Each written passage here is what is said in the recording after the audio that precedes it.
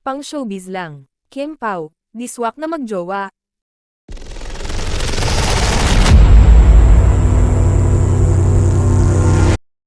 Nakachikahan namin ang feng shui consultant, traditional Chinese medicine practitioner na si Jin Yu Chua. Siya ay dinadayo talaga ng mga sikat na personalidad for guidance and advice. Isa sa mga artistang nagpapa-feng shui sa kanya ay si Kim Chu.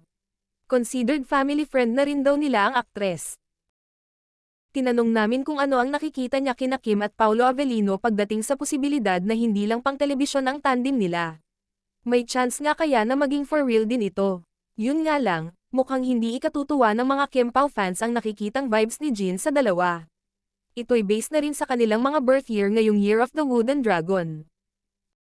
Say niya sa Pandesal Forum ng Kamuning Bakery na pinangungunahan ni Wilson Lee Flores, kasama ang Federation of Filipino-Chinese Chambers of Commerce and Industry, Inc., na si Eddie Cobanquiet, in terms of their tandem, Kim Pao, their love team, if hindi natin sila bibigyan ng pressure, regarding sa personal lives nila, more on the showbiz way lang, it will click. Pero, kung include natin ang personal life nila, hindi sila magkiklik.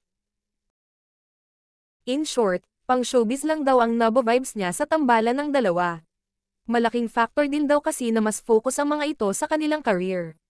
Diniretso na rin naming tanungin kung ano naman ang nabo vibes niya kina Paolo at Janine na balitang break na. Dahil daw sa animal sign ng dalawa, sinabi ni Jin na may surprises daw sila, something good news coming up this year. Sa isang banda, maaaring may mga hindi pa rin naniniwala sa feng shui at nilinaw rin niya na hindi naman daw kailangang maniwala. Aniya, ang feng shui kasi, ang primary goal niya is to enhance the harmony and balance. Ang approach ng feng shui is not religion, it's a practice.